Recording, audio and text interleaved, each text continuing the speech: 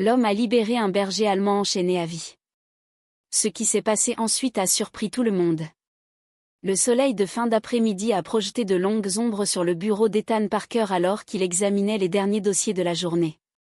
20 ans de travail avec des chiens traumatisés lui avaient appris à apprécier ces moments de calme, mais quelque chose se sentait différent aujourd'hui. Peut-être était-ce la façon dont la lumière dorée filtrait à travers les stores, ou peut-être était-ce le changement subtil dans l'air, qui précédait souvent les événements qui changeaient la vie. Quoi qu'il en soit, Ethan ne pouvait pas se débarrasser du sentiment que quelque chose d'important était sur le point de se produire. Sa réputation d'expert national en matière de réhabilitation de chiens traumatisés n'a pas été facile à acquérir. Des années de travail avec les unités K9 de la police et la création ultérieure de son propre centre de réhabilitation lui avaient valu le respect de ses pairs et la confiance d'innombrables propriétaires d'animaux désespérés. Ses méthodes axées sur la patience et la compréhension, plutôt que sur la domination et la force, avaient révolutionné le domaine de la réadaptation canine. La sonnerie aiguë de son téléphone brisa le silence, le faisant sursauter légèrement. L'identification de l'appelant affichait un numéro inconnu de Boise, Idaho. Ethan hésita un instant avant de répondre. Son intuition lui disait que ce ne serait pas un appel ordinaire. Monsieur Parker, la voix à l'autre bout du fil était tendue, presque urgente. C'est Sarah Matthews du département de protection des animaux de Boise. Nous avons besoin de votre aide pour une affaire qui ne ressemble à rien de ce que nous avons jamais vu. Ethan se pencha en arrière sur sa chaise, écoutant attentivement Sarah décrire la situation. À chaque détail qu'elle partageait, son cœur devenait plus lourd. L'affaire impliquait un berger allemand qui avait passé des années enchaîné dans une cour arrière abandonnée, sa seule interaction humaine étant la main effrayée et occasionnelle qui lui jetait de la nourriture. Nous avons tout essayé, continua Sarah, sa voix se brisant légèrement. Nos dresseurs les plus expérimentés ne peuvent même pas s'approcher de lui, il est complètement sauvage. La chaîne est si courte qu'il peut à peine bouger, quand quelqu'un s'approche, elle s'arrêta pour se ressaisir. Monsieur Parker, vous êtes notre dernier espoir avant de devoir envisager des solutions alternatives. Ethan ferma les yeux, visualisant la scène décrite par Sarah. Il avait vu d'innombrables cas de négligence et d'abus au fil des ans, mais quelque chose dans celui-ci touchait une corde plus profonde. Peut-être était-ce la façon dont la voix de Sarah tremblait en parlant, ou peut-être était-ce la mention de la chaîne, cette cruelle retenue en métal qui était devenue le monde entier du chien. « Comment s'appelle-t-il » demanda doucement Ethan. « Shadow » répondit Sarah, bien que je doute qu'il l'ait jamais entendu prononcer avec gentillesse. Le nom resta suspendu dans l'air entre eux, lourd de sens. Ethan jeta un coup d'œil à son emploi du temps pour les semaines à venir. Il y avait de nombreux rendez-vous et consultations, mais quelque chose lui disait que cela ne pouvait pas attendre. « Je serai là demain », dit-il fermement, en attrapant déjà son ordinateur portable pour réserver un vol. La surprise de Sarah était évidente, mais elle comprit rapidement. « Chaque jour que le chien passe sur cette chaîne est un autre jour de traumatisme que nous devrons réparer », ajouta-t-il. Ethan interrompit doucement. « Le temps n'est pas de notre côté ici. » Après avoir mis fin à l'appel, Ethan resta assis en silence pendant un long moment. Dans son esprit, il pouvait déjà voir Shadow, un fier berger allemand réduit à une créature de peur et de fureur par des années de négligence. Il pensait aux innombrables histoires de réussite qui ornaient les murs de son bureau, chaque photographie montrant une transformation avant-après qui semblait miraculeuse pour les étrangers, mais qui venait de la patience et de la persévérance. Une croyance inébranlable dans la capacité de chaque chien à guérir. L'esprit d'Ethan se tourna vers son propre voyage. Il se souvint de ses premiers jours de travail avec les unités K9 de la police, de la façon dont chaque chien lui avait appris quelque chose de précieux sur la confiance, le courage et le lien incassable entre les humains et les animaux. Ces leçons avaient façonné sa méthodologie, l'éloignant de l'approche traditionnelle fondée sur la domination, pour adopter quelque chose de plus profond, une approche basée sur le respect mutuel et la compréhension. Le soleil s'était couché au moment où Ethan avait terminé ses préparatifs pour quitter son bureau. Shadow, le lendemain, lui apporterait l'un des plus grands défis de sa carrière, mais il se sentait étrangement calme. Il savait que ce cas serait différent de tous les autres qu'il avait traités auparavant. Il ne s'agissait pas seulement de réhabiliter un chien traumatisé, mais de prouver que même les blessures les plus profondes pouvaient guérir avec la bonne approche et suffisamment de patience. Alors qu'il fermait son bureau pour la nuit, Ethan pensait à Shadow, seul dans cette arrière-cour à boise, toujours attaché par sa chaîne. Il murmura dans l'air du soir. « J'arrive. » Il ne pouvait pas l'expliquer, mais il était certain que cette affaire deviendrait plus qu'une simple réhabilitation. L'histoire deviendrait un témoignage du pouvoir de la compréhension patiente et de la résilience remarquable de l'esprit canin. Le rapprochant progressivement de l'endroit où Ethan était assis, ses oreilles se dressaient quand Ethan changeait de position, non pas par alarme, mais par intérêt. C'était le genre de détail que la plupart des gens auraient manqué, mais pour Ethan, c'était comme des mots dans une histoire qui se révélaient lentement au cours de l'un de ces moments. Sarah arriva avec des papiers alors qu'elle s'approchait. Shadow se tendit immédiatement, ses aboiements revenant à leur intensité précédente, mais il y avait une différence. Il n'arrêtait pas de regarder Ethan, comme s'il cherchait des conseils ou du réconfort. « C'est remarquable, » dit doucement Sarah en gardant ses distances. « Tu as fait plus en 5 jours que ce que nous avons accompli en 3 semaines. » « Comment fais-tu » Ethan sourit légèrement, ses yeux ne quittant jamais Shadow. « Je ne fais rien, » répondit-il, je lui donne juste l'espace pour se rappeler qui il est vraiment. Il s'arrêta et regarda les aboiements de Shadow s'atténuer progressivement. Chaque chien a un noyau de bonté, Sarah. Parfois, il est simplement enterré sous des années de peur et de douleur. Notre travail n'est pas de les changer, mais de les aider à retrouver leur chemin vers eux-mêmes.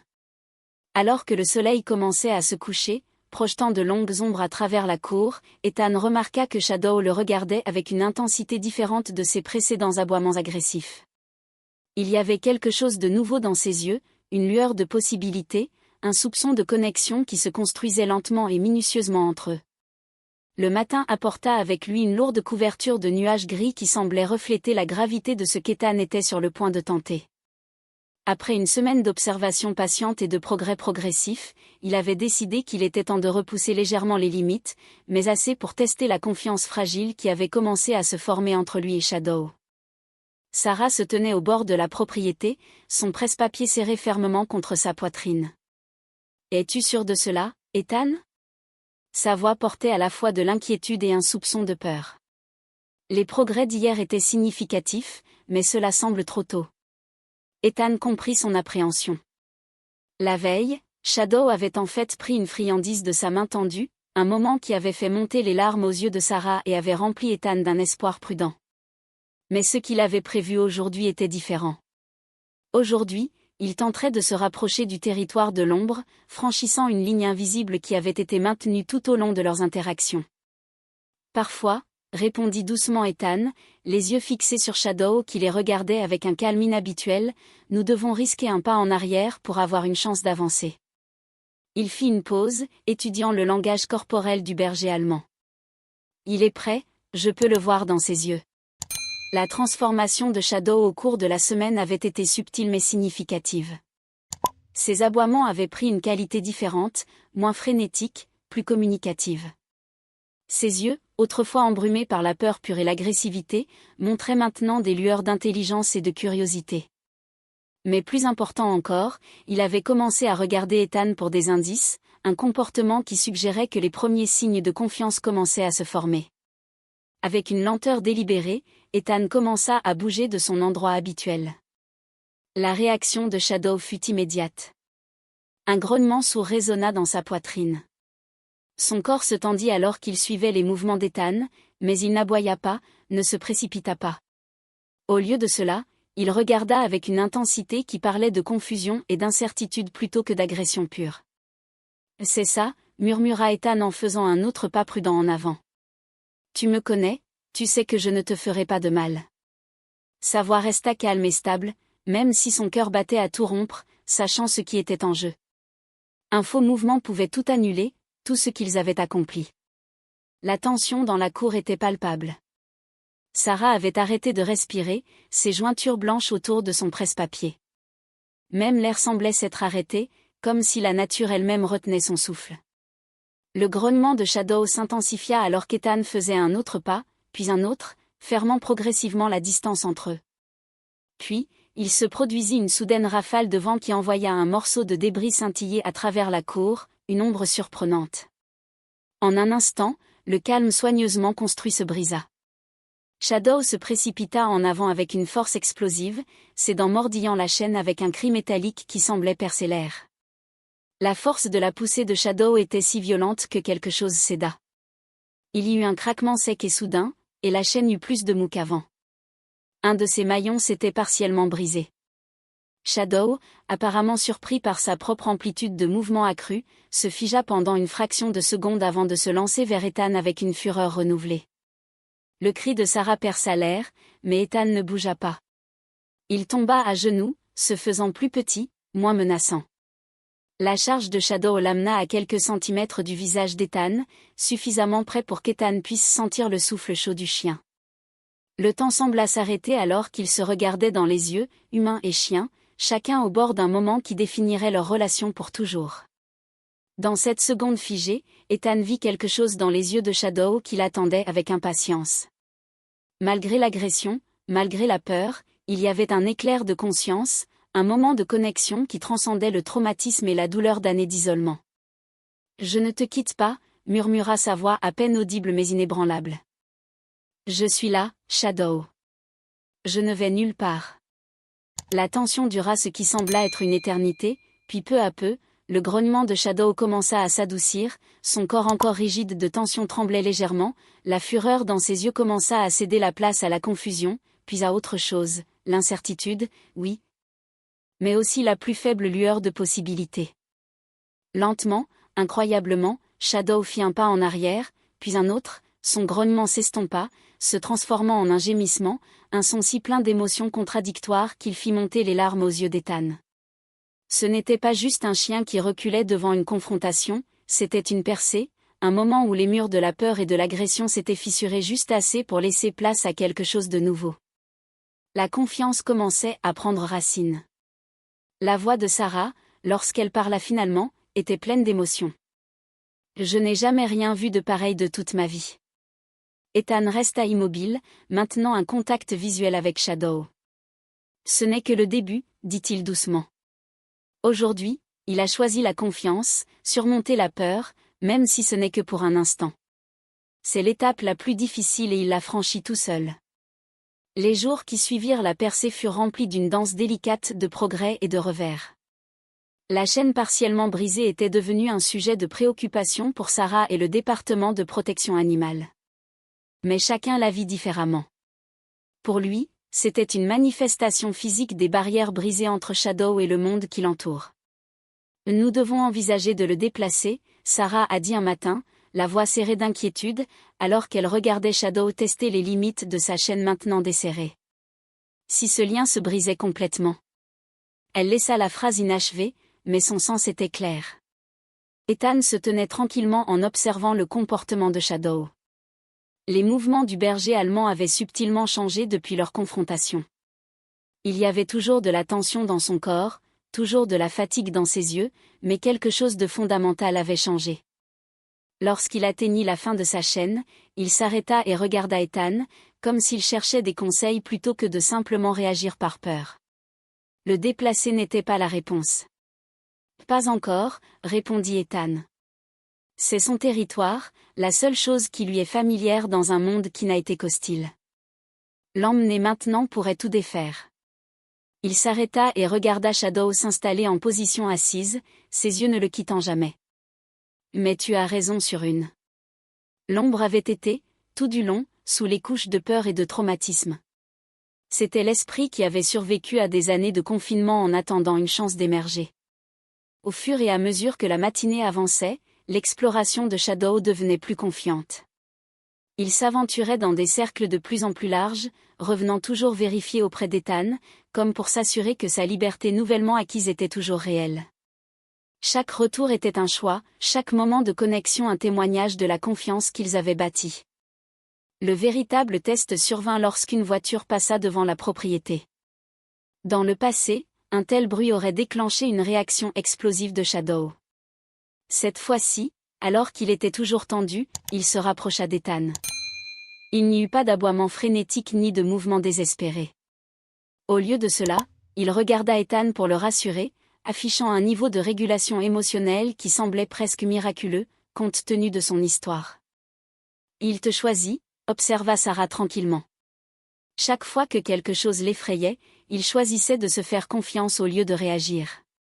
Ethan hocha la tête en regardant Shadow continuer son exploration. C'est la clé de tout cela, répondit-il. Nous ne l'avons pas forcé à changer, nous lui avons juste montré qu'une autre voie était possible. Chaque pas en avant a été son choix. Alors que le soleil montait plus haut dans le ciel, les mouvements de Shadow devinrent plus détendus, plus naturels. Il commençait à se déplacer comme un chien devrait se déplacer, avec une conscience croissante de son propre corps et de l'espace autour de lui. La lourde chaîne gisait, oubliée dans l'herbe, une relique d'un passé qui commençait déjà à s'estomper. Mais Ethan savait que ce n'était que le début.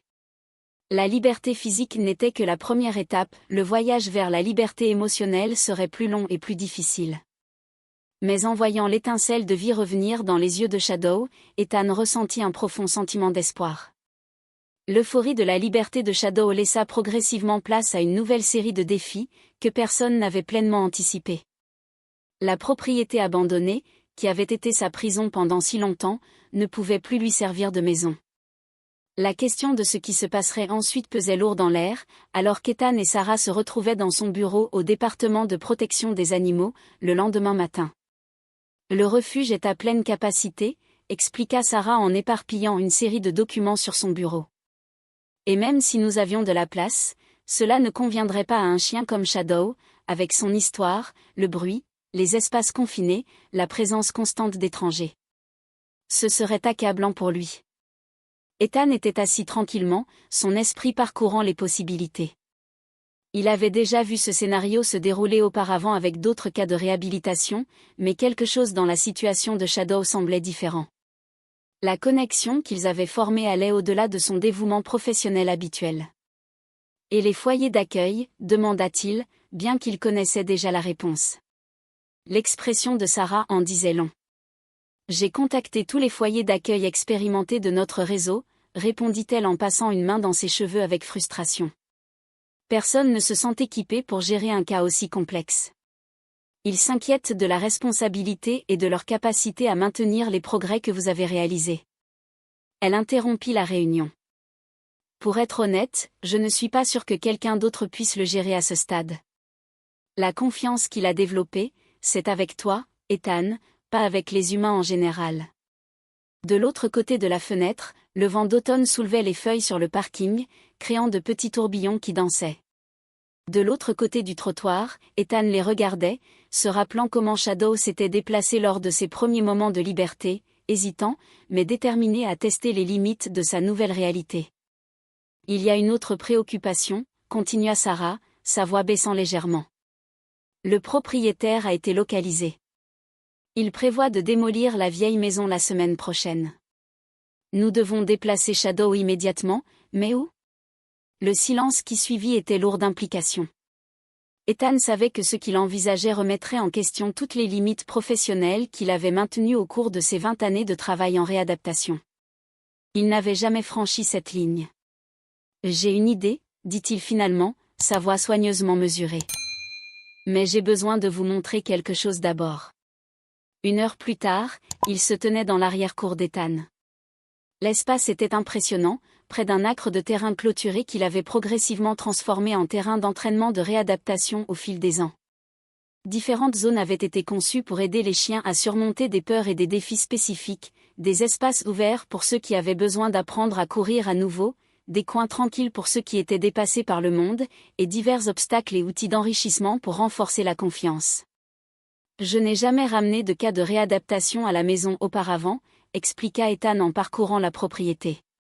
C'était toujours une règle ferme pour moi, de garder cette distance professionnelle. Mais Shadow. Il s'arrêta, cherchant les bons mots. Il est différent, termina Sarah. Ethan hocha doucement la tête. Ses progrès sont remarquables, mais ils sont aussi incroyablement fragiles. Un faux mouvement, une interaction mal gérée, et nous pourrions perdre tout ce que nous avons gagné. Il a besoin de cohérence, de stabilité, et de quelqu'un qui puisse lire ses signaux. Plus important encore, il a besoin de temps pour apprendre qui il est, sans la douleur, sans la peur. Ils discutèrent des possibilités, et une douce pluie commença à tomber. Sarah regarda Ethan souligner diverses caractéristiques de la cour, la zone d'entraînement couverte, la clôture sécurisée, les espaces calmes où un chien traumatisé pourrait se sentir en sécurité. Il était clair que chaque détail avait été soigneusement étudié en pensant à la réadaptation. Il y aurait des conditions, déclara Sarah, finalement, son ton professionnel renforcé par l'espoir dans ses yeux. Des évaluations régulières, la documentation de ses progrès, un plan clair pour une éventuelle adoption si possible. Bien sûr, Ethan était d'accord. Tout selon les règles, mais... Il se tourna pour lui faire face complètement. J'ai besoin que tu comprennes quelque chose. Si nous faisons cela, si Shadow vient ici, nous le ferons selon sa chronologie, pas la nôtre. Certains chiens ont besoin de semaines pour guérir, d'autres ont besoin de mois. Shadow pourrait avoir besoin de plus de temps. Nous devons être préparés à cette éventualité. Sarah resta silencieuse un moment, observant la pluie créer des motifs sur le sol. Puis elle parla, sa voix remplie d'émotion. Tu sais, quand nous l'avons d'abord trouvé, j'ai pensé qu'on devrait peut-être envisager des solutions alternatives. Je ne voyais pas d'issue pour lui. Mais en te regardant avec lui, en voyant comment il avait changé, elle secoua la tête, étonnée. Tu lui as donné quelque chose que je n'avais pas cru possible, un avenir. La décision qu'ils envisageaient aurait des implications de grande portée, non seulement pour Shadow, mais pour leur vie professionnelle. Cela remettrait en question les protocoles, soulèverait des questions et nécessiterait une documentation et une surveillance minutieuse.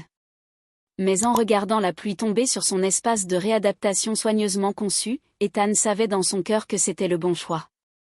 Apprenant une nouvelle façon de faire face à chaque grondement de tonnerre, il devint une opportunité de renforcer cette leçon. Il comprit qu'il n'était plus seul et que le réconfort était disponible, s'il choisissait de l'accepter. Tout au long de la soirée, l'intensité de la tempête augmentait et diminuait, offrant des intervalles naturels dans la réponse au stress de Shadow. Pendant les moments plus calmes, il se détendait légèrement, bien qu'il ne s'éloignât jamais beaucoup du côté d'Ethan. Quand le tonnerre revenait, il pressait sa confiance en son gardien, qui se renforçait à chaque défi surmonté.